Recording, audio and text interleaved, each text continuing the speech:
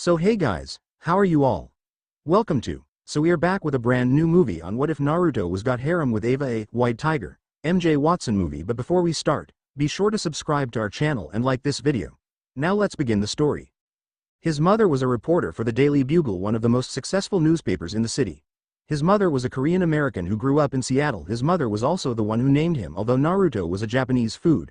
Because it means fish cake, his mother had loved fish cake, so she decided to name him Naruto because of it. He also had two younger siblings who he loved, but they annoyed the hell out of him. They were Addison and Aiden.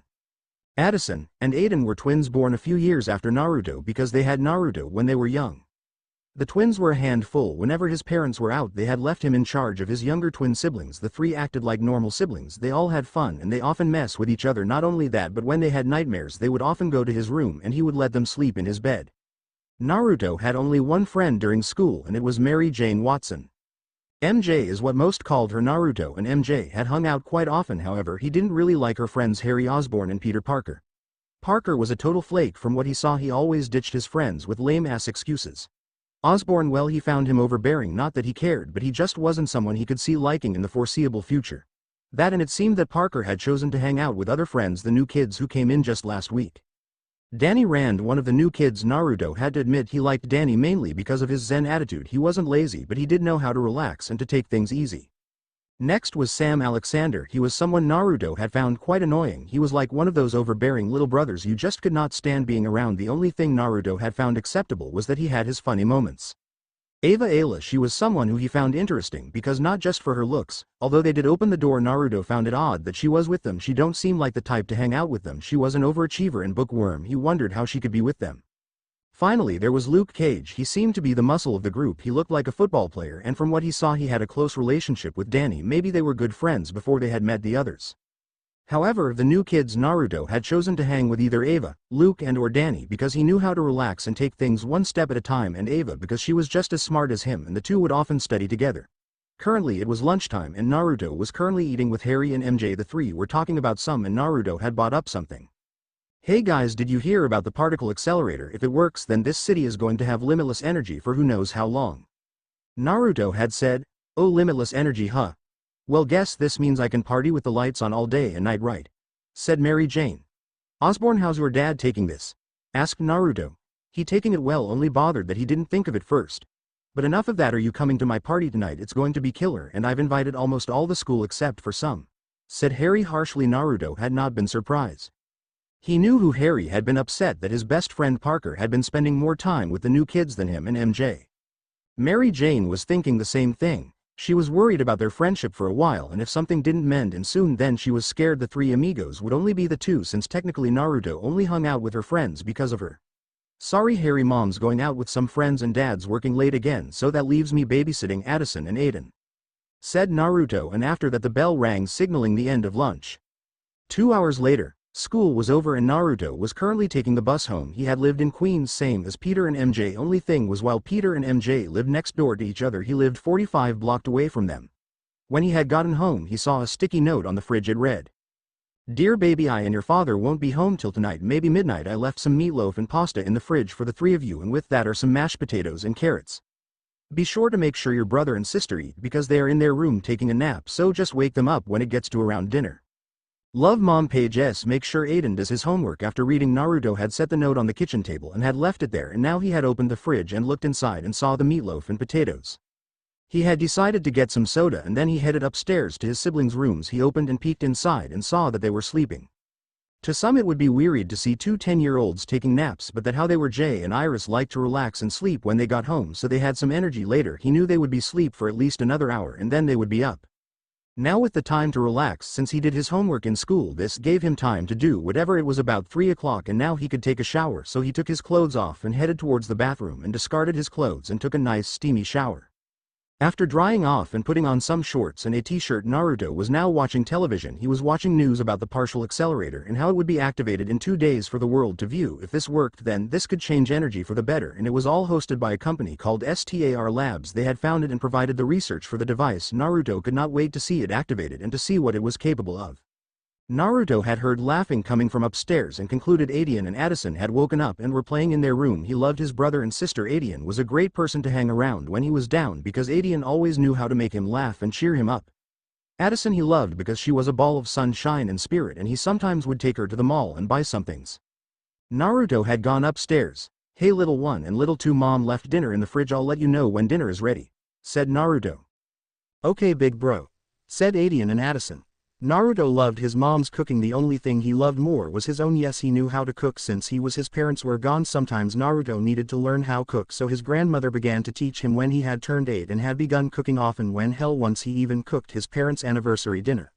Another 2 hours had passed and it was dinner time. Adian and Addison were watching television. "Hey you guys, go wash up, I'm warming up dinner," he called as he put the meatloaf in the oven and set it to heat. It would only take about 5 to 6 minutes. The younger siblings had gone up and had begun washing their hands. After they had sat down and enjoyed the meatloaf their mother had made. "So guys, how your day was at school?" asked Naruto, since he was interested because as good as they were, they sometimes liked to cause trouble. "Well, it was okay, we didn't really do much today," answered Adian. Then his sister Iris had gotten a mischievous smirk. "Adian has a crush on a girl," blurted Addison. "Really now, little Adian has his first crush, isn't that precious?"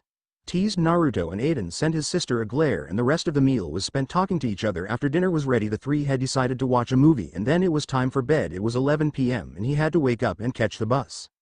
After making sure the kids were asleep, Naruto had undressed and decided to get some shut-eye as well. Naruto had his own room in the three-roomed house, and with the twins sharing, he had one all to himself, which he liked since it gave him some privacy to do teenage boy things like talking on the phone and inviting some friends over for some hangout time. Tomorrow. School was an uproar today. Apparently Harry's party had been attacked by some kind of black goop monster, and Spider-Man and some new hero and his new hero buddies had been there. Made him glad he missed it. He didn't feel like getting attacked by a monster. That was almost bad as the time the Frightful Four had attacked their school, apparently looking for Spider-Man. Yeah right, like someone like Spider-Man would come to Midtown High School. He then spotted MJ and Harry and decided to approach them. "Hey guys, you okay? I heard about what had happened at your party," said Naruto. "Yeah, we're good. It was still weird through. I wonder what that black creature was?" wondered MJ. "Well, glad to see you two are alright. Also, did you hear the particle accelerator will be activated tonight?" he said, only to find they had left and was replaced by, "Yeah, I honestly can't wait. It's going to be awesome. Can't wait to see what will happen," said a voice belonging to the beautiful Ava A, Naruto's friend. She was just as smart, maybe smarter than him or equal. "Well, good to see some people in this nitwit school can appreciate good science," said Naruto. The one thing he loved about Ava other than her beauty was her brains. Most girls other than MJ were concerned with their looks and not much else, but Ava was brain and beauty, which was great considering he had a major crush on her. "Hey, how about tomorrow we got and do something just you and me?" asked Naruto, considering he wanted to date this girl. "Sorry, but no, I like you're a good person, but I'm just not into the whole dating thing, but once I am ready I'll think about." "Okay," she had answered, then kissed him on the cheek. "Oh well, at least I tried," he said. "Well, I must go. I promised my dad I would meet him at the police station tonight to help work on some things," he said. After that he had decided to leave. After that decided to go to lunch. Hours later. "Well, this was fun. You are a very cool person to hang out with," he said. "Thanks, I had some fun as well," she had said as well. "Hey, if you want tomorrow we could do this again, just you and me," he had asked. "Well sure, I got nothing else going on tomorrow anyway, so let's hang," she said, and he was excited. Nothing could ruin this day. Or so he had thought. Later that night, "Okay Naruto, just a few more things then we can finally go home," said Wally West, Naruto's father. The both of them were at the forensics lab where Naruto's father worked. He enjoyed spending time with his son since this was one of the things they had in common with each other. "Okay Dad," said Naruto. He was currently in the lab where they handled all the chemicals. Naruto had decided to turn on the television and turned it to the news where he saw his mother Linda, who was reporting the whole event. Then something shocking happened. His mother looked worried and then he had heard her saying something to the camera. "Something has gone wrong. I repeat, something has gone wrong. They're now trying to shut down the accelerator," she had said, and then something had happened. There was a violent shake and then all the light went out, and then he looked over and saw there was some kind of energy explosion, then some kind of force wave pulsed through the city. Then something weird happened. The chemicals in the lab had started floating up, and then he had heard something next. He was hit by the lighting and crashed into the shelf of chemicals, knocking them down and knocking him out. As his eyes closed, there was a strange glow of lighting that had gone through his face, then disappeared. That last thing he heard before losing consciousness was his dad yelling his name. After that everything had went black. Dreamlike state. Naruto could not tell what was going on. He was seeing all these weird things happening him. fighting a group of super-powered people, him being in a red costume with a lightning bolt on his chest and wearing golden boots. Him fighting gorillas, fighting a reverse person in the same suit. He was running beside a kid in a similar costume, but he was younger, about 10 to 12 years old. He was fighting someone in reverse colors from himself. And then suddenly his head was filled with knowledge, stuff he didn't know before. Suddenly he was standing in front of the scarlet costume and was looking at it, and it was looking back at him, and then when he moved and touched each other, then everything erupted. Hospital. Naruto suddenly jolted upward and looked around real fast, suddenly aware of his surroundings, and then he saw a doctor. "Whoa kid, hold on there, just calm down for a minute," said the doctor as he started checking Naruto. "What's happening, what's going on?" asked Naruto, and as he felt really weird. "Young man, you've been hit by lightning, your luck to be alive, you've been in a coma for 3 weeks. Answered the doctor, much to Naruto's shock. "Also, some people are here to see you, I told them you had woken up," said the doctor, and no sooner than that his friends and family had walked in, his mother teary-eyed had hugged him, same for his brother and sister. He also saw MJ, Ava, Danny, and Harry. After that they had all swarmed him asking if he was okay, and what was it like to get hit by lightning and such. After a few hours of checkups and other things, Naruto was cleared to leave the hospital. 1 week later, Naruto had noticed that weird things were happening to him. First was his hand, it was vibrating real fast. For some reason he had to hold it at times to make it stop, and even then it sometimes wasn't enough. Next was something weird, he could see things in slow motion, like sometimes it would start, he could see things slowly dropping, but he could still move like everything was normal. It was weird, he could see things like from a whole new perspective. It was hard at first, but he had gotten used to it. Hell, he even learned how to control it to a certain degree, to where one time he had stopped a girl from dropping her tray. Naruto was currently walking home when suddenly the wind picked up and he had accidentally let go of some papers, and he had ran to get them, only something weird happened. He had ran to get them only when he had moved a few feet, H suddenly found himself moving super fast in an ally way. What the hell? He had wondered in complete shock, and then just to try again he had ran again, and this time traveled super fast and ended up hitting the backside of a truck. What the hell is going on? He had wondered to himself as he ran again. This time he could also see in slow motion, and when he suddenly stopped his jacket was on fire. He could only guess it was friction that caused his clothes to heat up. Naruto had been freaking out, so he had decided to simply catch the bus home in fear that if he ran he could end up halfway across the world. Naruto had arrived home to discover that his family was gone. Heading the kitchen, he had looked at a note left to him by his parents. They had taken the kids to visit his father's sister and brother-in-law Barry, his uncle, and Iris his aunt, who was married and had 2 kids of their own, Don and Don Allen. The note had said that they would be there for a few hours. Feeling hungry, had decided to raid the fridge, and he ate almost everything inside. After pigging out, Naruto had left to go to an abandoned airfield, and he had decided to see how fast he could run. This would also serve as training, so he had bought himself a tracksuit and had made it friction proof so that it would not burn like his jacket almost did. He even started to record it as a test. "Okay, my name is Naruto West, and right now I'm at an abandoned airstrip. As you can see, I am standing on the field, and it is in a straight line and curves down the middle. The camera I currently have is strapped to my helmet. I also have a speed scanner attached to my person to see how fast I can run in a minute and to see how far as well," he had said. Now he was positioning himself in a running position. "Okay, here I go, this is going to be epic," he had said to the camera. "Okay. 3, 2, 1, run." He ran fast, and as hard as his legs would let him go he kept running and running, his speed increasing, going faster and faster. He ran in a complete straight line. Noticing he was coming to the corner, he turned real fast, but to him it seemed in slow motion. He had turned, and then he had suddenly felt something odd happen to him. He felt that lighting was going around. He then noticed something, his clothes were changing, his suit was gone, and so were his shoes. He was naked, but that wasn't the weird thing. He was surrounded by lighting, and then he saw these red things swarm him. It had attached to his body little by little. It looked metal, but it wasn't, it was flexible. It had surrounded his whole body, and in the center was a glowing, and when it faded was a lightning bolt in a circle.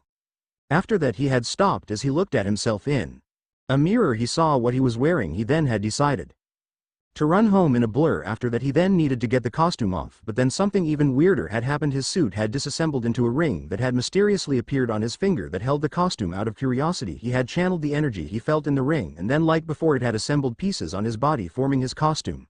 See Flash New 52 on how he puts on his costume. After that he had put it back into his ring. Naruto was excited. He had always looked at the impossible. People like the Avengers, Spider-Man and his friends, all of them. He had always dreamed that he would be one of them, but never believed that he could until now, because now he had power. The power to help others, the power to be there like a guardian angel, to be there in a flash. That would be who he is now, the Flash. Unknown to him, he wasn't the only one powered by the explosion. New Jersey.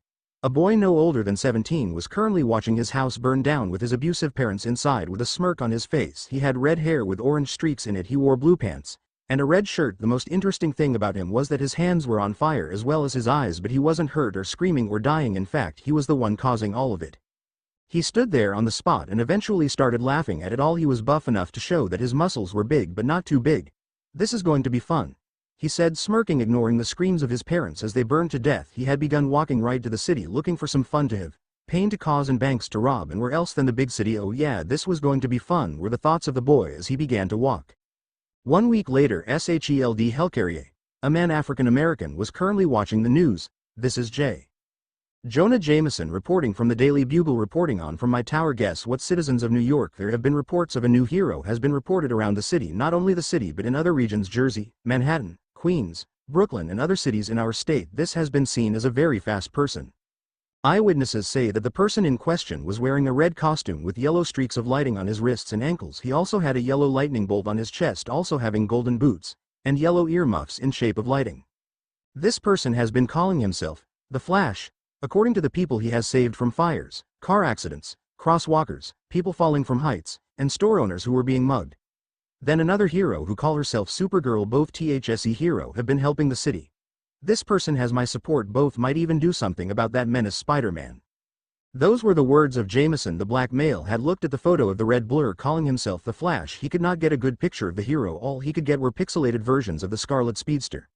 This man was Nick Fury, the director of SHELD. He had been trying to find out more about the hero ever since he had made his first appearance. It was hard to get a picture of the hero, but Fury would not be deterred and he would see who this speedster is.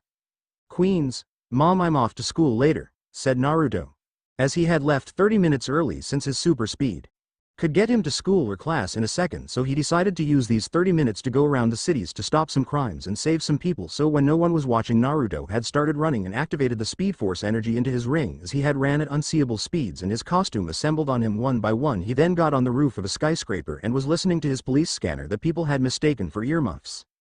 As he listened, he had started running, and as it would have, there was nothing going on, so he had decided to school early until all units. I repeat, all units, bank robbery in progress. He has heard on his scanner, so he had decided to head to the robbery. Naruto had arrived at the robbery. "Hey boys, making a withdrawal?" asked Naruto as he stopped for a minute. Not giving the 5 men time to answer, he had ran and punched all 5 of them. After knocking them out cold, he had gotten some rope and ran around the men. After that he had clapped his hands. "Well, that's that time for some burgers," said Naruto. After that he had ran to an unknown destination. After the Flash had left the scene, Spider-Man and White Tiger had shown up to the place only to arrive too late. The robbery was already stopped, and then they felt something zoom past them, causing them to lose balance and get knocked to their butts. "Whoa, what the heck was that?" asked Spider-Man. "Hey, you guys missed it. The Flash was here and he totally took these guys down in like 5 minutes, said a random citizen. This was not new to them. The Flash had been big news all over the city, stopping crime and leaving before anyone could say anything. "Hey, I got a photo of him with my camera. Here is the picture if you want it. I already took several, so one loss and no big deal," said the random citizen. After giving them the picture, they had decided to give it to Fury. Across the city, a leaping man in a purple costume with golden cyber boots was currently jumping after robbing a jewelry store. This man was Batroc the Leaper, not that big on the villains list but still pretty crafty. Batroc had stopped to admire his stolen riches. We I have done it. I, Batroc, have stolen the biggest wad of cash ever," said the French supervillain, but then suddenly he was punched in the face by a blur and then punched again by said blur, and then he was punched about 50 times in the stomach and then hit in the face. After Flash had finished his handiwork, he had zoomed over to the police station and dropped him off with a note saying it was from him. The West House, midnight. After having some fun, Naruto had ran to his house in mid-run. He had forced his costume back into his ring and then he had gotten into his bed and had gone to sleep. The next day, Naruto was now in school. He was looking at something weird. Some of the people were wearing shirts, but not just any shirts. These shirts had his symbol on it. Apparently he had become somewhat of an icon around the city. It felt great to be appreciated. He had spotted Ava and her friends in the hall and decided to talk to them, see how they were doing. "Hey you guys, what's up?" asked Naruto. "Hey West, how pretty good," answered Ava as her friends replied the same as her. "Hey, have you guys seen what people are wearing around the school? Seems everyone had got Flash fever," Naruto had said. Then he noticed something. They were looking more or less weird about the subject. "Yeah, well, I don't see what the big deal is about this guy, so he can run super fast. Big deal," said Sam. Naruto had sensed some jealousy in his sentence, but he just shrugged it off. "What's your deal? You don't like the Flash?" asked Naruto. Sam was about to answer, but before he could answer, so he had bid them farewell. Naruto then had spotted Harry, but he looked weird, sluggish even. "Hey Harry, you okay? You're looking a little tired. Did you get enough sleep last night?" asked Naruto. Harry didn't answer. Instead, he just hobbled all throughout school. Later that night, Naruto was at home when suddenly his red light starts flashing. He had created it at the school in case someone was stupid enough to actually try and break in. Sneaking out of his home and getting his suit on, he rushed to the school only to find Spider-Man, White Tiger, Nova, Iron Fist, and Power Man. He was staring at them and they were staring at him. He then decided to break the ice. "Hey there, I didn't know superheroes went to school," he had said in a joking manner. But on a more serious note, "What are you five doing here at night?"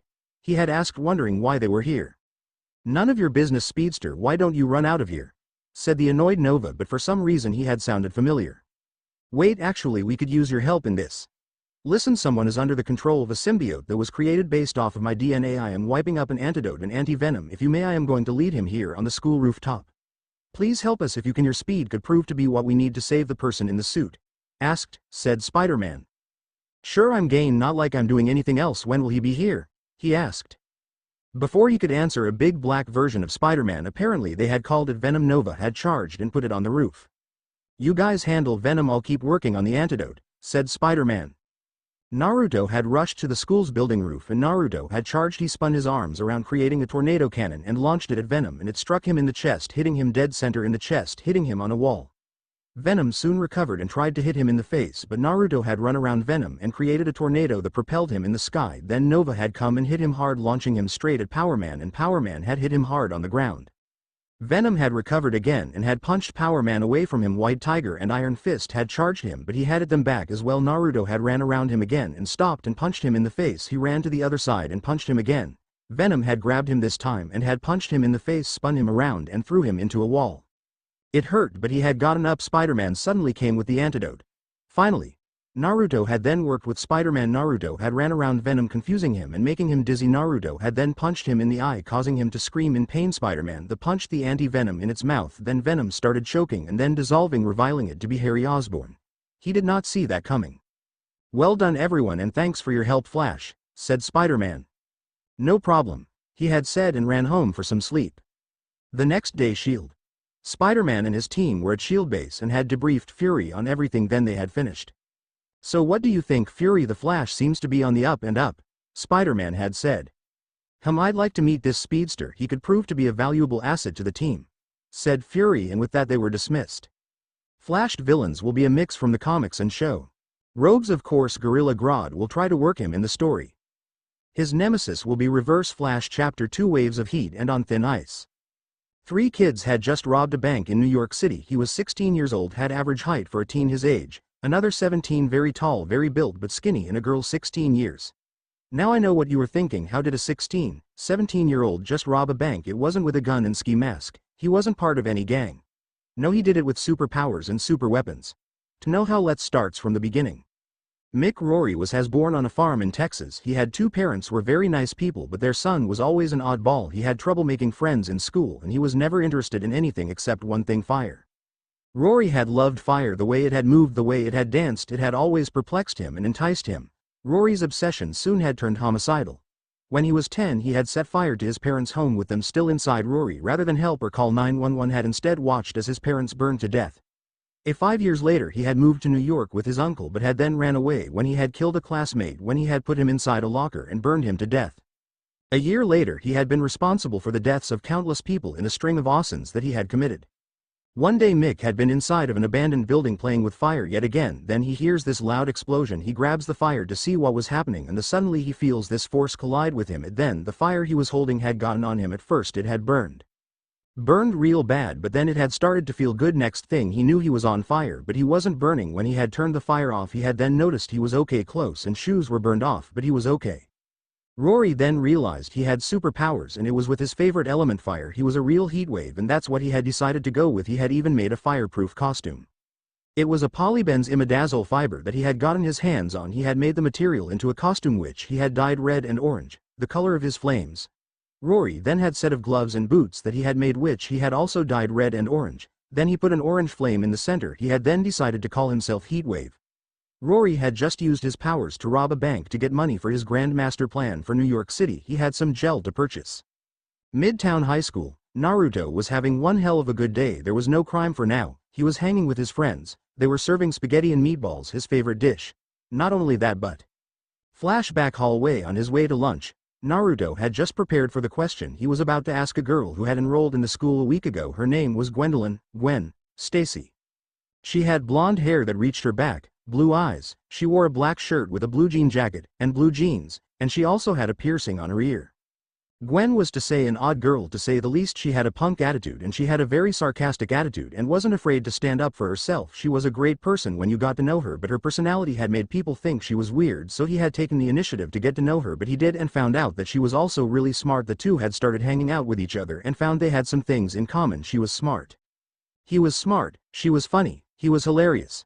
Unlike most, Naruto had looked past her attitude and had hung out with her, and the two had really hit it off. So then he had decided. "Hey Stacy, how's it going?" he had asked her. "Fine, Red, just fine." She had answered. She had taken to calling him Red because of his hair, not that he minded. "Hey Gwen, I was wondering, are you doing anything next Saturday? Because my parents had decided to take the family on a cruise in the harbor, a dinner, and I have one extra ticket. I was wondering if you wanted to go?" he had asked, hoping that she would. "Sure, I'm not doing anything, and I sure as hell am not passing free food," she had answered, much to his delight. "Cool, wear something nice and see you next Saturday," he had said. Flashback over, Naruto was sitting enjoying his meal when his ring started glowing, meaning something was going on. "Attention all unites, a fire has sprung up in New York. Bank people are still inside." He had heard in his ring. He had looked around too. Make sure no one was looking at him and ran out. His speed increased. The metal circle with the lightning bolt in the center. After that, the red strands had come out and stuck on his body, forming his Flash costume. He had arrived at the scene and saw the raging fire. Using his super speed, he had gone inside and saw 3 people in the bank. He had ran and gotten them all out, and then he had ran around the building, creating a vacuum that sucked the oxygen out the fire and had stopped it. The people had cheered and he had ran back to school. Naruto had shown up just as lunch had ended and class had started. Naruto had then felt some kind of pain on his arm, and it was a burn, and that had greatly surprised him. Where did this come from? The bank? How fire's not supposed to hurt me? He had thought and had wondered how this was happening and had decided to figure it out later. Rory's hideout. Rory had just gotten back with all the money he had stolen and was purchasing a special gel. "Okay kid, here it is, the gel," said the seller of the product. "Good, here's your money," he said as he had given him 50 grand, Mick said as he gave the man his money. "Thanks for the business." And the guys had left. After that, he had taken the gel to an underground sewer plant and had stuffed it inside of a giant mixer and had begun liquidating the special gel. His plan would almost be completed and he would soon be committing the ultimate form of arson. Soon he just needed 1-2 more components and his gel would be completed. 3 days later, Naruto had begun investigating a mysterious strings of arsons that had been accruing all over the city for some reason. He had been at some of them and saved the people, but he could not save the buildings themselves. These fires were not normal because normal fire would not hurt him, but these fires had burned and hurt him. Something was clearly off about these fires. J. Jonah Jameson had of course blamed Spider-Man. Naruto had decided to look at the arsons from another angle, asking who would be able to do this and get away, because no accelerants like gasoline or kerosene were used, and these weren't natural caused fires, so someone had been setting them, but he had to wonder who. So he had begun doing research on all well-known arsonists throughout the city after hacking into the National Criminal Database.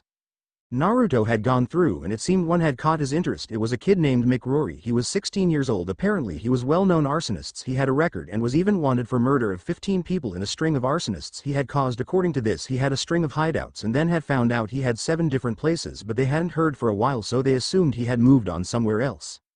Naruto then downloaded some of the hideouts and had begun looking over each and every one of them until he had come across the last known one. It was an old factory. It was an old company that made matches, a perfect hideout for an arsonist. He had searched through the place and had found that this was the place. It had loads of pyromania things inside. Also, he had found a computer, a mattress that had been recently used, and food that had been recently eaten. This was defiantly the Mick's place. He had taken out a camera and had begun taking pictures of the place. It had loads of evidence to convict the mad arsonists. He had then gone to the computer and had searched it and had found a video and had begun to play it. Video start. "My name is Mick Rory and I have developed superpowers. My ability is called pyrokinesis. Not only can I control fire, I can produce it from my body. But I kept burning my clothes, so I created this costume that will allow me to use my powers to the fullest but not be destroyed. With this power I had begun committing arson at lengths I could only imagine. It was then that I had realized I was thinking way too small. With these powers I could burn down this entire city, and that's exactly what I am going to do.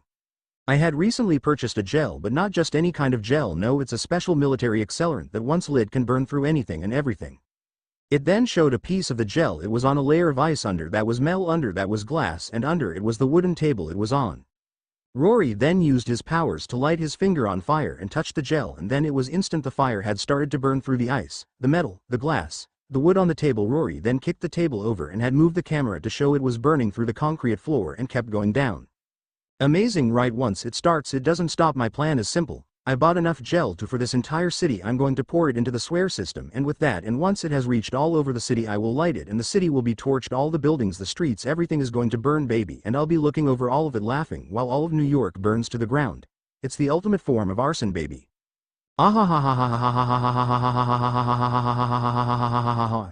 Video end. Naruto had his eyes widen at what he had just seen, shaking from his shock at the plan he had just discovered. He had taken out 2 flash drives and downloaded the video into both. When he was done, he had taken out the drives and placed them in his ring. Interesting video, right?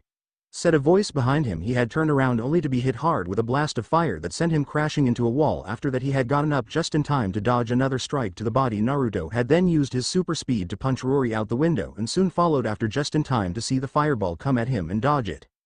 So you're the Flash, right? The fastest man alive. Nice to meet you. You can call me Heatwave, said the newly named Heatwave. I think I'll call you Crazy. I've seen your plan and I am not going to let you get away with it. You're going to jail, said the Flash. The two continued to battle, and it looked like things were going in Heatwave's favor because Naruto could feel his costume boiling with every hit and how close he had gotten to Heatwave. He had decided to try to suck the air from his lungs, and it was working until Heatwave unleashed a thermal explosion that had knocked Flash off his feet and sent him through a wall, knocking him out. Rory was tired and had decided to cut his losses and run rather than finishing off the Flash. The police had arrived and had seen Flash just as he had woken up. "Hey, you okay, man?" asked one of the officers. "I'm fine," answered Naruto. "Good, what happened here?" asked another officer. "Supervillain got the best of me, but I'm fine. Listen, you have got to put this city on alert. I can't explain, but you'll have to see for yourself," he had said as he ran off. He had gone to the Daily Bugle and had left a note on the desk of his mother, Linda Park. Naruto had been in and out before anyone had seen him. Linda had seen the drive on her desk and had looked at it on her computer. After watching the video, she had gone directly to Jameson's office and told her what she had seen. After delivering the first drive to his mother, he had left the other drive at the police station and they had seen it as well. Jameson had appeared on the jumbo screen and in every home inside New York City. "Good people of this city, I have some horrible and shocking news for you all. A psycho teenager has just threatened to destroy this city. I give you this video evidence." And with that, everyone had seen Mick's plan, the gel, its destructive power, and were horrified when at the announcement. Naruto had decided to go into the swear and had begun searching until he had found the where Heatwave was. He could see the massive amount of gel that was inside the top, and he could see the entrance to the swear systems that would cause the gel to spread all over the city. He also saw the stuff star pouring out in, but luckily the gel was slow moving. This gave him time. Then suddenly he had heard Heatwave speak again. "Beautiful, isn't it? When this stuff hits the swear system, I will ignite it and this city will burn," said Heatwave. "I won't let that happen," said Flash, and the two had charged. Heatwave had let out some fireballs. Naruto had dodged them and then he had punched Heatwave in his face, knocking him on his ass. He recovered, however, and had proceeded fight. Naruto had charged, but Heatwave had surprised him by getting up and hitting him in the face. That had stopped Flash, and then he proceeded to punch him with a flaming fist and kick him in the face with a flaming foot. Naruto had staggered back and then ran around, grabbing him and throwing him into a tube containing some of the gel. Heatwave had gotten up and had thrown the tube on top of Naruto. He had launched a ball of fire. The selling of flaming rubble had hit him, knocking him down. After that, Heatwave had continued to pour the gel into the swear tunnels. "New York is going to burn tonight, but first I'm going to roast you alive," Heatwave had said as he had charged Flash with flaming fists. He jumped, but Flash had kicked him away, but the fire had touched the gel that was on the floor, igniting it. Flash had gone out of the rubble and the two had fought once more. Flash had sent some painful quick jabs at Heatwave's stomach. In pain, but Heatwave had retaliated with some fire fists to the face and stomach. The fire that had surrounded the two had started to spread, and soon everything was on fire and exploding, sending smoke and flames everywhere. Eventually the fire had stated to go to the gel that was still in the process of pouring into the swear system. Heatwave had seen this. "No, the gel, it's too soon," he had yelled, and he used his fire to propel him to the selling. Flash had seen this and had decided to run from the explosions that were happening everywhere. Flash had ran and the flame-fueled explosion had followed.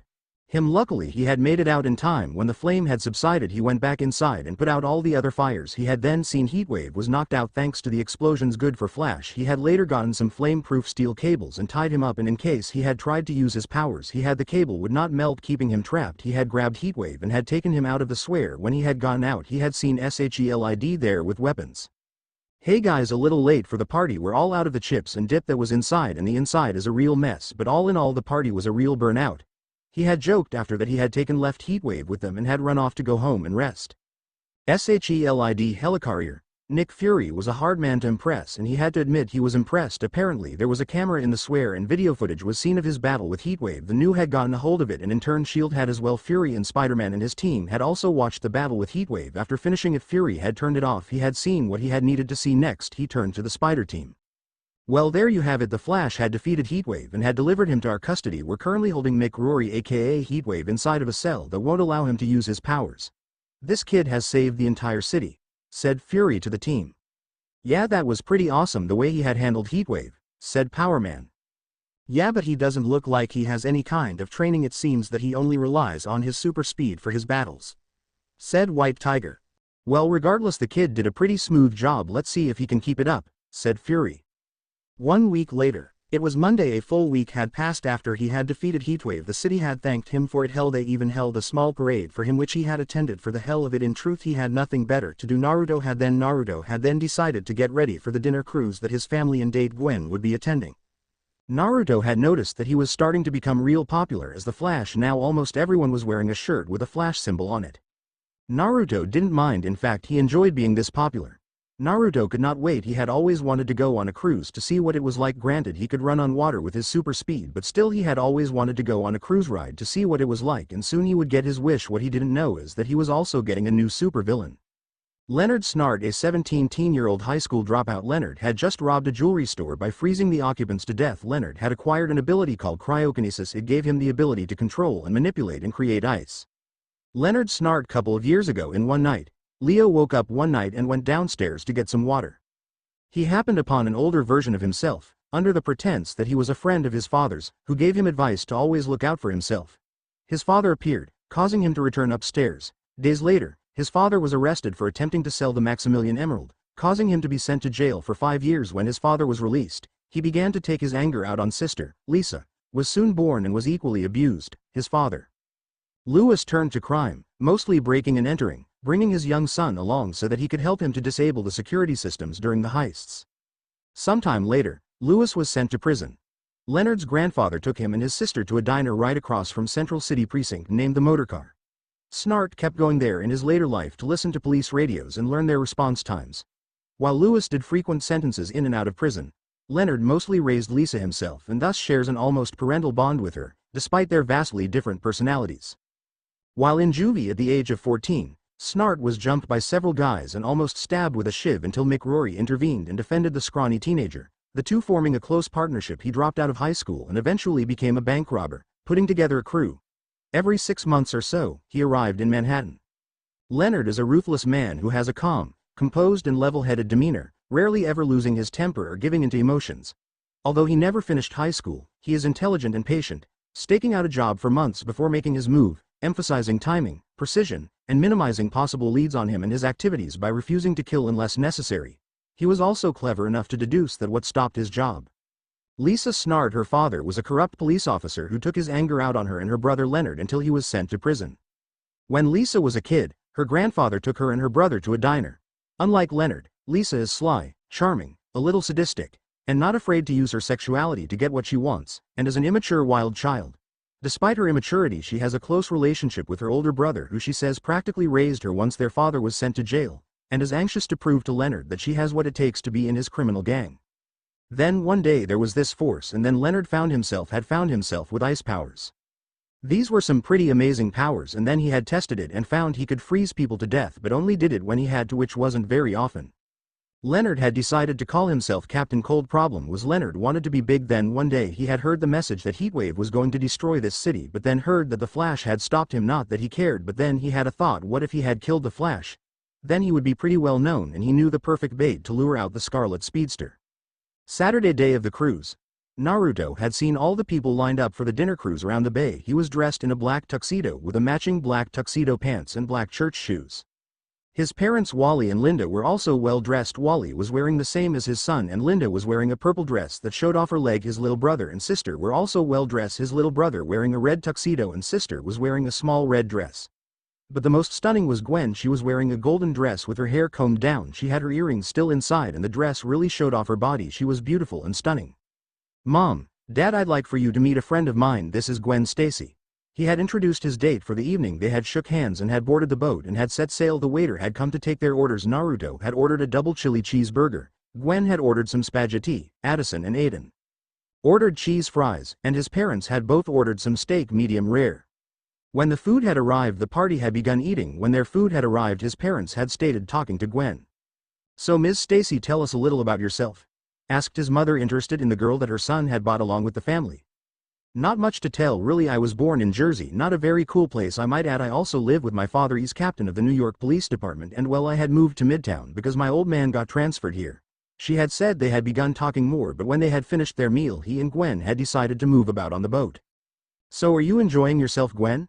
Asked Naruto as they had both looked at the sky over the railing. Yeah, thanks for inviting me. I could really use a cruise. This is very nice.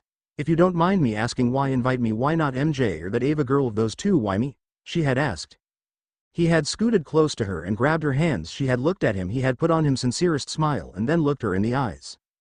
Because you're special, because you're not like everyone else. You're different, and I like that about you. You're not afraid to be yourself, and I think that is what I like the most about you. I chose you because you're fun, exciting, and random at times, and I like that in a girl. He had said, and then she had blushed as she had looked at him. The two then leaned in to kiss each, but then suddenly the boat had shook violently. It had lifted up and Naruto had fell overboard.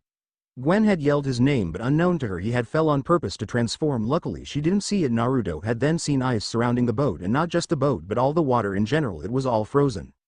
2 minutes before, Leonard Snart, or Captain Cold as he was now called, was dressed in a blue and white diamond pattern missile suite. His new 52 costume. Cold had heard about the ship and all the passengers on it. He figured he could make a quick buck taking all the money and other valuables from the other passengers.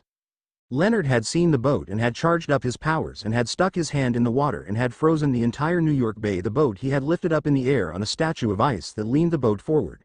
Seeing his handiwork, Leonard had used his power to create skates and began skating toward the boat. Back on the boat, Gwen was distraught. The water had completely froze and her friend had fallen off into the frozen water. Gwen. She had heard her name yelled, and then she had saw the West family and didn't know how to tell them that their son had just fallen into the frozen bay. Gwen, are you okay? Asked Wally in a panicked voice, and she had seen Linda, Addison and Aiden. The mother was comforting the scared kids. Yes, I'm fine. But Naruto, he had fallen into the water when it had gotten frozen. I don't know if he's okay or not, she had said in a frightened voice because she was scared that her friend was possible dead. Hello ladies and gentlemen, said a loud voice. The people had all looked and seen a person about 17 years old. He was wearing, I just said, Captain Cold new 52 costume. People, my name is Captain Cold and the lovely. This is a robbery. If you don't want anything to happen to you, then please throw all your money, jewelry and whatever you have of value inside of this bag, he had demanded as he gotten on the boat and thrown a bag at one of the people. Suddenly some security that were on the boat had gotten out their guns and had pointed them at him.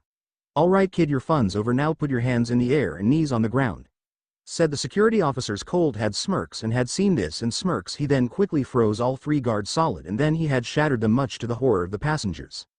So does anyone else have anything to say or feel like being brave? He had asked. I do, answered someone, and then Cold was punched and Leonard was sent flying. The one who had delivered the punch was the Flash. Cold had recovered from the hit the second he had hit the ice. Back on the boat, Spider-Man and his team had come. Whoa Flash, what's going on here? Someone decided to go ice skating? Asked, joked Spider-Man. No, a supervillain. Captain Cold froze the bay and had intended to rob these people. You guys handle the people and I'll handle Cold, he said. Before they could give an answer, he had sped off the fight. The new supervillain. Cold had recovered and saw the Flash was coming at him, so he had used his powers to create some pop-up ice rocks to try and trip him, but Flash had seemed to avoid each and every one of them. He had seen him coming again, and this time he had created an ice ramp the Flash could not avoid because of the lack of traction on the ice. He was slowing down and slipped and had gone off the ramp. Cold took advantage, not willing to give his enemy a chance to recover. Had grabbed him and began punching him hard with some ice fists, and Flash was feeling every hit. It had hurt like unbelievable hell. What's wrong? Flash feeling a cold. Cold had insulted. But Flash had gotten out of the grip and had proceeded to use his speed to attack Cold and had punched about 20 times in a second with his speed. After backing away slowly getting on his knees, Flash had punched Cold, knocking him out. 20 minutes later, Cold had been escorted to S.H.I.E.L.D. prison and Naruto had rejoined his family saying that the Flash had saved his life. But what the S.H.I.E.L.D. agents heard was an explosion. "Hello brother, I brought a friend with me and we want to kill the Flash," a female voice said. "Oh hello Lisa, or should I say Golden Glider and Heatwave, we got a Scarlet Speedster to catch," Cold said with hate in his eyes. "It's not a party without the guest of honor," a random voice said as it scared the villains straight. What are you doing here, Deadpool?" Cold asked. "Well, I owed Lisa here a favor, my friend," he basically said to them as he freed him. "Today is a good day indeed, my friends," Cold said. "My name is Kara Zor-El. 24 years ago my planet, Krypton, was in serious peril. My cousin, Kal-El, was sent to a planet called Earth for his own safety, and may know his story you don't know is that I was sent to protect him. Your POD's coordinates are interlocked with Kal-El. We'll follow him to Earth. Be strong, Kara," my mother said, as her and my father got the ship ready for me to venture off to Earth. "The journey to Earth isn't that far. You will sleep most of the way," my father said, standing over by my mother, as they leaned over to talk level with my 12-year-old state. "Kara, I'm not afraid, father," she said towards him. "Parents, the trip is long but you'll sleep most of the way and we'll be with you in your LL journey to Earth to look after your baby cousin, Kal-El. Because of the Earth's yellow sun, you'll have great powers on this planet. You will do extraordinary things," they said to her. "Kara, I won't fail Kal-El or you. Take care of your cousin, Kal-El. He will need you in this new world," she said, as Kal-El's parents launched him off the planet. "I love you, Kara. You must aboard the ship now," she said, and I started walking towards the ship, before running back, and jumping into my mother's arms, and crying softly, into her shoulder, certain it was the last time I would be doing so. I released, and sat down inside the ship. The shuttle closed, and I was stuck, looking at the pained expressions on my parents' faces. Their look of gloom and disdain. I was launched so fast, that I didn't have to continue to look at the destruction of my dying planet. I would never see the city towers again, I would never watch as the ships went by, and I certainly would never see any of my friends again. I wept, for all that it was worth. I peered down at the necklace my mother had given me, just moments before, and I regretted every time that I had disobeyed, or neglected to tell her how much I loved her. I would never see her again. Aunt Astra always told me, that she couldn't love a daughter more, if Rao had granted her one of her own. I wondered what would become of her and her husband, Non. Would I ever see her again? Only time would tell. The huge explosion of my planet sent the shuttle flying, and instead of heading for the 4th galactic quadrant, I headed for the jump in space known as the Phantom Zone, where time doesn't pass. I started to feel drowsy, and eventually fell into a deep sleep.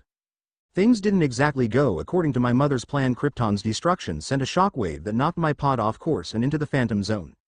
A region in space where time doesn't pass. I slept there for 24 years until somehow I got here. When I arrived, I was still a 13-year-old. In that same time my cousin Kal-El had grown up and revealed himself to your world as Superman. When I woke up, I was well aware of the speed I was going, as my pod ripped through space, speeding through the Earth's atmosphere. I crash-landed in the middle of nowhere. I was afraid, I didn't have my mother here to guide me. I saw a man in a blue suit and red cape fly down, and he ripped the top of the pod off, so I could get. I looked closer, I saw our family's symbol, the House of El, plastered on his chest. "Kal-El?" I asked, and he held his hand out to me, which I held my cousin's hand. He led me to a house in Midvale, over by the coast.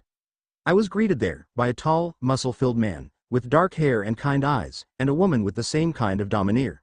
She walked over to me, and rested her hands on my shoulders. "I know I'm not your mom, sweetheart," she said, "but you're safe here," she said, looking back to the man. "Please take care of her," he said to the woman. "She's the only family I have," he told her. With that he flew away, hoping that he had made the right choice. Kara. They had a daughter, Alex, and despite being born on different planets, we both shared one thing. We knew our lives would never be the same. Cousin, he didn't need my protection. I didn't have a mission even though I had all the same powers he did. Kara. I decided the best thing I could do is fit in. After all, Earth didn't need another hero. Many years later we now see that Kara went to work at Catco Worldwide Media as the personal assistant of Cat Grant, the most powerful woman in National City, and Kara was now ordering 2 tickets for the orchestra section of Wicked. Kara explained on the phone that they weren't for Grant, rather Grant's mother, who wanted to see it again.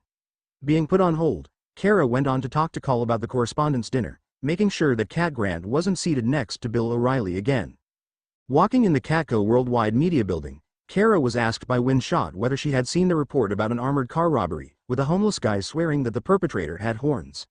Continuing by trying to convince Kara that aliens existed, she shot back by telling him they didn't, with Win claiming she'd feel different if she read the website he read the reports from, though Kara pointed out he was the one who wrote the website.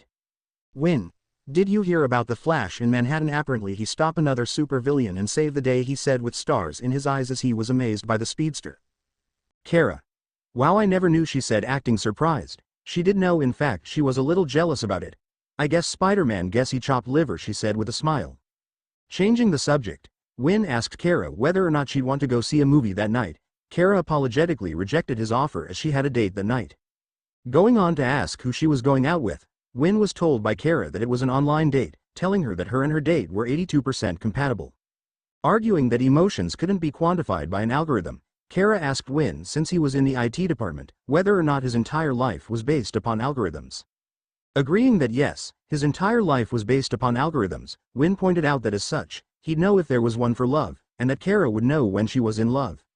Using her super hearing, Kara heard Cat Grant coming up through her private elevator, complaining about the smell, comparing it to standing up in coach. Alerting the room that Grant had arrived, Kara greeted her boss, being told by Grant that the only reason she had bought the building was because of the private elevator, not wanting to be soaked in cheap cologne on her way to her office every morning, telling Kara to find out who had used it, and have them reprimanded or bathed. Giving Kat her latte, Kara was told by Grant that as she had a meeting with the board that day, to cancel sushi with her mother and her therapy session, as she wouldn't need the session if she wasn't having sushi with her mother. Continuing on, Grant told Kara to prepare termination letters for several Tribune employees as she was downsizing the Tribune, also telling her to go see if the new art director had the layout ready. Concerned about what would happen to the terminated employees and their families, Kara brought up the point that the Daily Planet didn't have to downsize, though Grant pointed out that Metropolis had Superman, who flew around performing heroic acts, and that the Daily Planet put him on their cover half of the time. Finishing by telling Kara that if she wanted to save the Tribune, to go find Grant a hero. Going to get the new layouts, Kara pointed out to the new art director that Cat Grant didn't like to wait, with the art director telling her that Grant could wait a minute. Asking him whether or not he had met Cat Grant, he redirected the question by asking Kara whether or not Grant would fire him, right after hiring, as it'd be her loss. Turning around, the art director greeted her, with Kara later discovering him to be James Olsen, a photographer from the Daily Planet, after seeing the first photo ever taken of Superman in his office, which he had won a Pulitzer for. At a diner, Vartox watched the news of mysterious woman who had saved Flight 237, angrily walking to his truck, and getting into the back. He was asked by the commander as to why the DAO operatives weren't dead. Explaining that they had been saved, the two questioned her identity, with Vartox putting together that if Jor-El had saved his own child, Alora might have potentially done the same. Being told by the commander to eliminate her, Vartox agreed to do so, though telling him that he couldn't promise her death wouldn't be public and messy. With Win's help, a costume was made, and Kara was able to stop a bank robbery and car chase.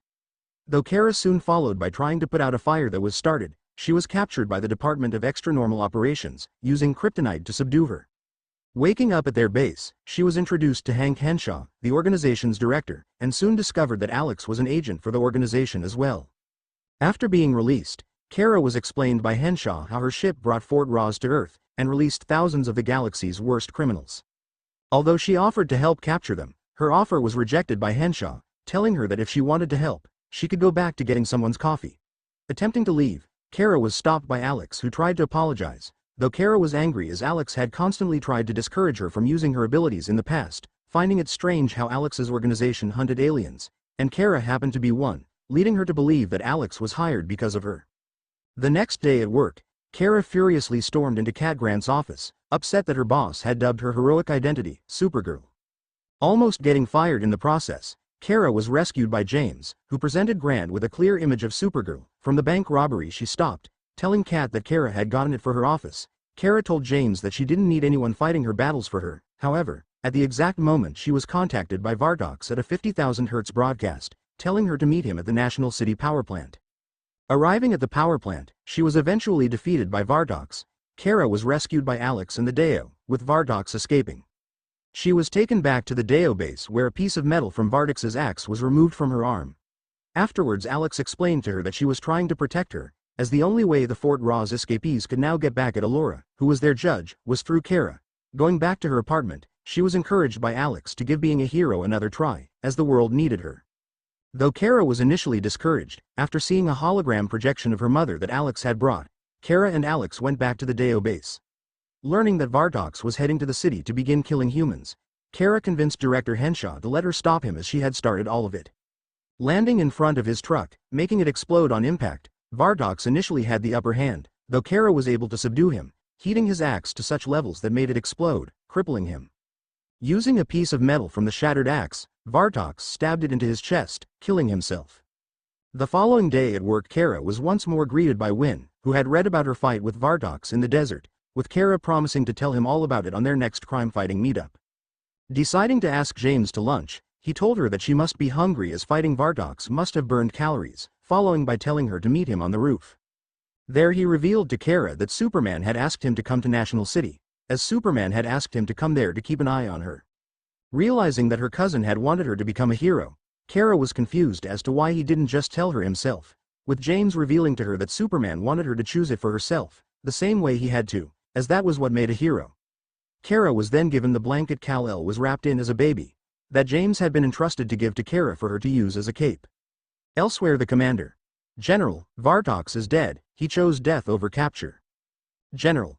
Typical of his race. The commander. He did accomplish one thing, the identity of the girl, but it seems she is Alora's daughter, he said to the general. General. My dear little course, she escaped with her cousin. The commander. A much less of a threat than he is to our endeavors. General. She's anything like her mother, she will be just as was my right to lead Krypton, I will lead Earth, we all will. Find her and kill her. The commander. Are you certain, General? After all, Kara Zor-El is your blood, he asked in a concerned voice. General. No one can be allowed to stand against us, not even my niece.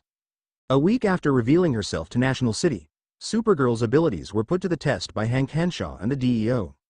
While flying, Kara complained to Henshaw over a headset whether or not the tests were mandatory for everyone, or just because she was an alien. Thinking she was going to say because she was a woman, Hank explained to her that the tests were mandatory for all prospective field agents. Continuing on, Hank told her that a new superhero could in fact be a liability, and as such he needed to know if she was in full control of her powers. After breaking the sound barrier, simultaneously a glass board when flying past the Deo camp, Henshaw ordered for 2 more missiles to be fired at Supergirl. Kara successfully evaded the missiles, making the two bump into each other and explode. Landing at the Deo camp, Kara asked Henshaw whether she passed, though he noted that she shared Superman's appetite for wanton destruction. After talking to Henshaw, Kara asked her sister, Alex Danvers, whether all of the tests were necessary, as she felt that she was ready for all of it. Alex told Kara that whether she believed it or not, Henshaw was simply looking out for her, and that she had gone through a full year of training before being let out into the field. Sighing, Alex expressed to Kara that she was really glad she was there, and that she hated keeping the Deo aspect of her life from Kara. Soon after, Kara was contacted by Wynn shot over her earpiece, being alerted to a huge fire occurring at the National City port. Telling Wynn that she was on her way, Kara was warned by Alex that she had been pushing her endurance for the past 2 hours, and that even she had her limits. However, Kara told Alex that for the past 12 years she had hid who she was, and seeing as she didn't have to anymore, she didn't want to waste a minute of it, to which made her sister sighed whenever she uses that card in their conversation. At the National City port, Kara asked the fire chief what could she do to help. He explained to her that the ship near the port was holding 1 million barrels of crude oil, and if the fire reached it, it'd explode. Attempting to cease the fire by using her super breath, a firefighter complained that Supergirl was making the fire worse. Choosing to try another method, Kara unattached the ship from the port using her heat vision, and pulled the ship away from the port by its hull. However, while doing so, Kara ripped open the hull, releasing oil into the bay. The next day at Catco Worldwide Media, Kara walked out of the elevator being met by Wynn, who asked whether the smell was coming from her. Kara explained to Wynn that even after 3 showers she still smelled of burning oil, expressing that she went from superhero to an eco-terrorist after the previous day's failed heroics. Attempting to comfort her, Wynn pointed out that she was only a week into being a superhero, and that she was going to make mistakes. Wynn. I know you don't want to hear this, Kara, but heroes like Flash or Spider or even the Avengers don't make mistake like you. It's still a learning process, he told her, to which made her sigh. Now let's see what's on TV, he said. Turning their heads to the news, the two watched Maxwell Lord on television explaining that Supergirl would bring trouble to National City that it didn't need, and using Metropolis as an example, brought up that since Superman's arrival, Metropolis' maintenance budget had doubled, as a super bad guy war had been waged on the city. Though Wynn told Kara who cared what Maxwell Lord thought, Kara pointed that Wynn did, asking wasn't Lord was his personal hero, which in turn forced Wynn to admit to owning several of Lord's watches, and both his biography and autobiography. Using her super hearing, Kara alerted Wynn that Cat Grant had arrived, with Wynn commenting on how he finally knew how she able to know that. Heating up Cat's latte with her heat vision, Kara met Grant outside her private elevator, giving her the latte, and was informed that content meeting was taking place in her office in 2 minutes. In her office, Cat told everyone that she assumed they were all aware of Supergirl's latest heroic failure. Cat informed everyone that it was the lead story on the Daily Planet homepage, their 5th in as many days, and it annoyed her, because they already had a go-to superhero and they were trying to steal hers. Continuing on, Grant made it known that when she branded Supergirl, there was an implicit promise that she'd at least be above average, and that in the past week she had proved herself to be the very opposite of super. This, however, caused James Olsen to comment that Superman had made many mistakes when he himself had first started out, and that at least Supergirl was saving lives. Cat pointed out that she was doing so in the sloppiest way possible, and that it was up to them to save Supergirl from ruining her image, to take control of the heroine's narrative, and scoop the Daily Planet. Cat then announced that she wanted an interview with Supergirl. Snickering because of this, Kara told Cat it was because of a kitten video that she had seen earlier. Cat then asked James whether or not he could ask Superman to arrange an interview with Supergirl the next time they hanged out, though James told her that wasn't the way things worked. Finishing, Cat told the attendees of the meeting that Clark Kent, Lois Lane, and the rest of the Daily Planet employees were working day and night to get an exclusive with Supergirl, though they needed to get it. After telling everyone they could leave, Cat stopped Kara before she could do so as well, telling her assistant that she knew what was going on with her, and that she needed to get her head out of the clouds, whether that meant joining a gym or seeing a shrink. She needed to get her head back behind the desk where it belonged. Leaving Cat's office, Kara refused to do the interview with Grant, as she thought that Cat would recognize her within seconds. James, however, shot back that Cat wouldn't recognize her as Supergirl, because she didn't even see her now. Recalling that he watched it happen for years with her cousin, James reassured Kara, giving her a pep talk after she doubted herself, telling him that she might have become a superhero too soon. At Plastino Chemicals, 2 guards talked about the arrival of Supergirl to National City, with one commenting on how it was nice that National City now had its own hero, and with the other retorting that the other guard had said the same exact thing when they had gotten their own professional basketball team. Walking into the building and going their separate ways, the guard caught a man filling a tank with chemicals. Asking the man whether or not everything was okay there, he was told that everything was fine, and that the man was just finishing up. Right after, the guard asked to see his ID, taking out his gun and asking the man to stand back from the tank, reporting on his radio that there was a sector breach in Sector 52. The man soon revealed his true form, causing the guard to run in fear. However, the guard was caught by the man who scaled the walls chasing after him, eventually landing on him and catching him. The next day, the DAO investigated the theft and murder of the guard, with Alex Danvers calling Supergirl to assist. When asked by Henshaw as to why she did so, Alex explained to him that as they hunted aliens, and Kara was one, she was a resource that they hadn't had beforehand. Asking what she could do to help, Kara was told by Henshaw to look around, though to not touch anything. He then went on to tell Alex that Plastino Chemicals specialized in chemical manufacturing, including ingredients for a chemical bomb, and as such they needed to find the alien fast. At Catco the next day, Cat asked Kara why she was walking strange, with Kara excusing it as having took a kickboxing class, and as such was sore. Kara soon read the latest headline written by Cat, and asked her boss why she was intent on criticizing Supergirl when she was trying to save the city. Cat explained to Kara that Supergirl had been taking on too much too early, that there was a learning curve, and that Supergirl needed to start small and work her way up. Leaving Cat's office, Kara told Wynn to meet her in the alley in 5 minutes. Walking out into the alley, Wynn encountered James, and after the two attempted to get each other to leave as they were both meeting someone there, they were surprised to find out that both of them were confidants of Kara, and each knew her identity as Supergirl when she landed in front of them. After their initial surprise, Kara told the two that if she was going to be a hero, she'd need to practice and needed their help, with the both of them telling her that they were in. At a warehouse, the Hellgrammite was confronted by 2 Kryptonian underlings of General Astra. The Hellgrammite attempted to explain to the two that he didn't want any trouble and he had to eat. Commander Gore, however, told him that if he didn't want any trouble he would have stayed hidden, and reminded the Hellgrammite that Astra had promised to take care of all of their needs on Earth in exchange for his loyalty. He was soon confronted by Astra herself, who told him that they were stronger together and he'd help her capture her niece, Supergirl, acting as a bait. When the Hellgrammite attempted to decline, Astra made it clear that it was a command and not an invitation. Meanwhile, Kara asked what jobs James and Wynn had for her. The two alerted her of several emergencies, with Kara preventing a pizza place from being robbed, rescuing an ambulance stuck in traffic, and saving a young girl's snake from a tree. Later at her apartment, Kara watched the news with Win and James, excitedly telling the two that people were starting to believe in Supergirl. James corrected her by telling Kara that they were starting to believe in her, and Kara thanked James for his help, expressing that she couldn't have done it without him. Kara soon answered her apartment door for Alex, and was later questioned by her sister as to whether telling James and Win her secret identity was a good idea.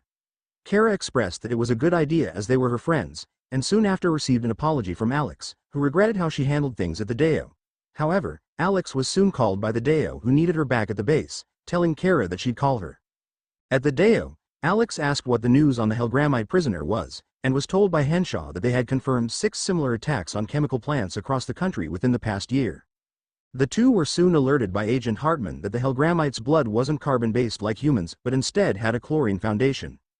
Alex then brought up the fact that each of the facilities that had been hit stored confiscated DDT, and that the Helgramite was eating it, as the government had been destroying remaining stockpiles, and his food source was shrinking.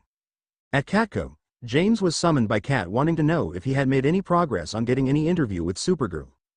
James however told her that since Supergirl was in fact doing better, he wasn't sure if Cat was still interested in controlling her narrative.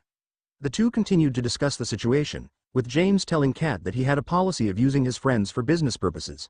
Cat however gave James the dilemma of getting her the interview within 24 hours, or else he'd be fired. Elsewhere in National City, the Deo set a trap for the Helgramite with a truck driving with tanks of DDT in its back, and Alex and Henshaw along with several other Deo agents following behind it in another vehicle. The Helgramite soon arrived, jumping onto the vehicle with the DDT. After being shot at by Henshaw and Alex, the Helgramite jumped onto their vehicle, shooting stingers into several of the agents and abducting Alex, grabbing her and taking her back to General Astra. Outside of Catco, Kara offered to do the interview with Cat Grant so James wouldn't be fired. He then revealed to her that things such as that had been happening for a while, and he thought coming to National City he could finally be his own man. Kara told him that on Krypton no one was their own man, and that it was an honor to accept help from others, and that a part of being his own man was knowing when to accept help from others. She then reiterated that she was going to do the interview with Cat, though not for James solely, but for what they were accomplishing together. Kara then received a call from Henshaw who told her that Alex had been abducted. At the Deo base, Kara berated Henshaw for putting her through tests instead of trusting her, as the situation could have been prevented if Kara had been there. Henshaw however reassured Kara that they had every satellite and a tactical drone searching for Alex, though Kara told him that they had her now as well. Flying through National City, Kara attempted to use her super hearing to track down Alex. At the warehouse, Astra commented on Alex's wounds, and how fragile human beings were. Mistaking Astra for Allura, Alex told the general that she had seen her in the message from the ship that had brought Kara to Earth. Astra revealed her true identity to Alex, and after being told by the latter that there wasn't a reason to kill her or anyone in National City, Astra told her that she was there to save them all. Kara soon tracked Alex down with her super hearing, alerting Henshaw to Alex's location, which was at a warehouse on the corner of 78th and Washington. Henshaw alerted the other Deo agents to get together a strike team, as they were moving out. Arriving at the warehouse, Kara walked towards Alex, though was warned by the latter that it was a trap and to get out of there. Turning around, Kara was punched into the ground by Astra, who had remarked that it had been a long time since the two had seen each other. Getting up, Kara couldn't believe that her aunt was still alive, as she had thought Astra had died on Krypton. However, Astra revealed to Kara that she had been imprisoned by Allura in Fort Ross, and wasn't on Krypton when it exploded. Astra warned Kara not to stand against her, and a fight between the two ensued. While attempting to contact the Deo through her radio, Alex was thrown into a chain-link fence by the Helgramite, though defeated him by forcing his own stinger into his heart. During her fight with Astra, Kara remembered what Alex had said about using an opponent's strength against them during a fight during their training session, and threw Astra out the warehouse, through a window. Alex and Kara embraced afterwards, but were blown down by Astra's super breath. The two were then rescued by Henshaw, who commanded Astra to halt. Though Astra grabbed Henshaw by the neck, taunting that he had no weapon that could hurt her, he plunged a kryptonite knife into her arm, prompting her to fly off. Later at the Deo base, Kara asked Alex to train her, with Alex promising to make Kara better than herself. Alex then took Kara to a room that had been set up for her, inside containing an artificial intelligence program that appeared in the form of Allura. Leaving Kara and the AI to talk, Kara asked for a hug. The AI however hadn't been programmed to do such a thing, so instead Kara asked for the AI to tell her about Astra. Outside of the room, Alex thanked Henshaw for helping her set up the room for Kara, with Henshaw telling her that it was the least he could do for Supergirl. At her base, Astra had the kryptonite dagger pulled out of her arm. She then questioned her associate as to how the weapon could hurt her, as Kryptonians were nearly indestructible on Earth. After telling him to get the blade away from her, Astra's associate told her that they'd have to rethink their timetable for taking National City, as the humans were more resourceful than they'd originally thought. Getting into her car, Cat Grant called James Olsen, telling him that even though she had given him 24 hours, if he hadn't gotten her the interview with Supergirl already, she wanted to set up interviews with new art directors the next day. However, James informed her that her interview with Supergirl had already begun, telling her to look out her window. Doing so, Cat realized that her car was being carried by Supergirl. After the car was put down, Cat got out, and was told by Supergirl that James Olsen had told her that Cat wanted to talk to her. Chapter 3. Hi, my name is Naruto West. To the average daily people, I am just a regular teenage doing what I am supposed to in school, but secretly I am really a superhero with awesome abilities, and I used to stop bad guys or girls from destroying the city and the people I love. I am the Flash.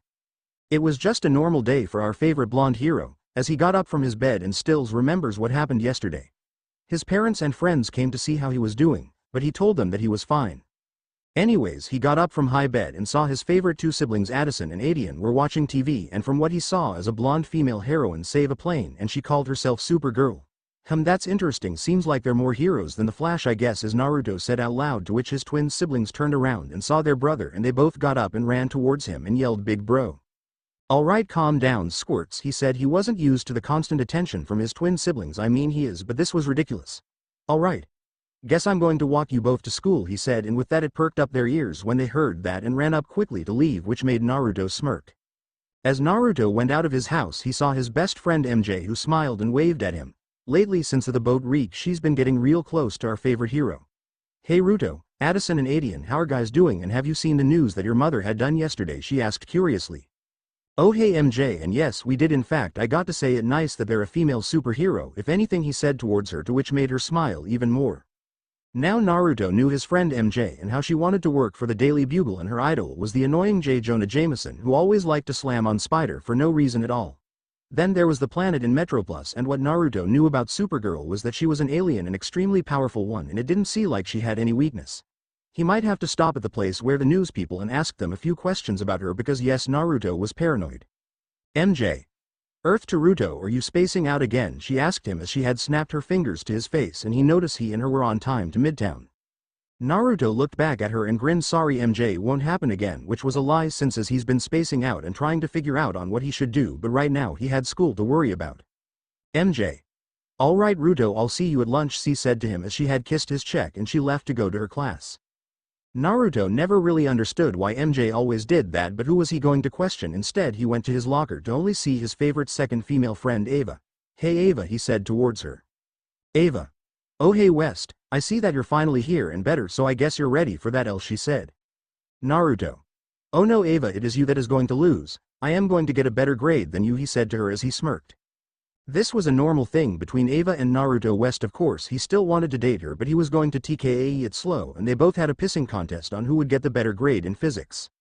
Somewhere else J. Jonah Jameson talks about the negativity on Spider-Man on a TV screen. As Spider-Man gets irritated about him, he shoots his web at the screen and slings away. As Spider-Man slings through the city talking about himself and need to get a cake for his Uncle Ben's one-year memorial. Spider-Man then saves a car that is going to crash into a building, capturing it with his web. Spider-Man inspects the car with money and the Trapster comes out of the car. Trapster gets his paste gun and shoots at Spider-Man. He dodges the shot and punches him. Trapster then throws two paste bombs. Spider-Man kicks them away, but one gets too close to him and jumps away. As the bomb explodes, glue comes out of it and glues Spider-Man on a building. Spider-Man struggles to get free from it. Trapster aims at him, but Spider-Man shoots a web on the opening. As Trapster shoots, the gun explodes and gets himself glued. Spider-Man wonders why his spider sense isn't working. The shield helicarrier flies above him and Nick Fury appears behind Spider-Man. While Spidey joking accuses him for sneaking up on hardworking heroes, Fury points to the collateral damage that Spider-Man caused with the fight against Trapster. Fury tells him that Captain America could have done a better job and he shouldn't be clumsy like Iron Man first started but eventually learned. Fury proposes to Spider-Man that he can teach him that. Spider-Man isn't interested and tries to leave as Fury reveals his identity. Spider-Man tells his backstory that he had normal life, but changed when he got bitten by a radioactive spider and got new powers in the night when his uncle died and decided to be more responsible, with Fury telling Ben's quote, "With great power comes with great responsibility. Fury offers him to make him the ultimate Spider-Man, the latter wondering how ultimate is it. As example, when the trapster is running away, Fury takes out his plasma gun and shoots above him as the bullet hits a pole and falls down on Trapster's head and tells him that ultimate. Fury gives him a new web shooter. Spider-Man chides about it, but still keeps it. Fury tells him that under his training that he can become like Captain America and Iron Man. Spider-Man rejects the offer and leaves the scene. Otto Octavius monitors Spider-Man and Norman Osborn is watching it. He tells him that Spider-Man's abilities would make up for a great army soldier to sell and that he doesn't like that Fury wants to train him. Octavius then is going to contact their allies. At school, Mary Jane Watson approaches Peter Parker. Jane shows the report from JJJ, which makes Peter annoyed. Mary Jane tells Peter that she wants to work as a journalist for him. Harry Osborn approaches them and Peter remembers his first meeting with him and his father. Flash Thompson arrives and puts Peter in a locker. Stan opens the locker and lets him out. As he tells his story, Peter runs away. At the cafeteria, Peter's spider sense tingles and Peter rescues Harry and Mary Jane from wall that is being torn apart. Claw, Wizard and Thundra appear and threats that they will destroy the school if Spider-Man doesn't appear, as they know he attends Midtown High by Trapster's help. Peter distracts the villains and notice a tracer under his armpit that the Trapster placed hours before. He changes into Spider-Man and Wizard informs Octavius that they found him. Spider-Man gets into a hard fight against the three. A red blur came in, it was the Flash everyone said, while in the battle Harry gets injured by Claw. As he gets thrown out from the cafeteria, Flash Thompson approaches Spider-Man and he tells him that he should hide in the locker and needs to wait for his signal.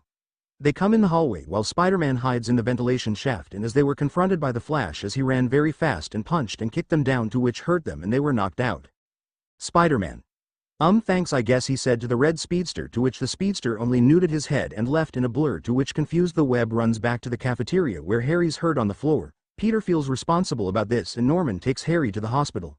Peter walks through the hallway where Flash Thompson is still waiting for Spider-Man. As Naruto had came back from school and got home, he noticed that there was a notice on the table. It was from his mom. It seems that she was going to travel.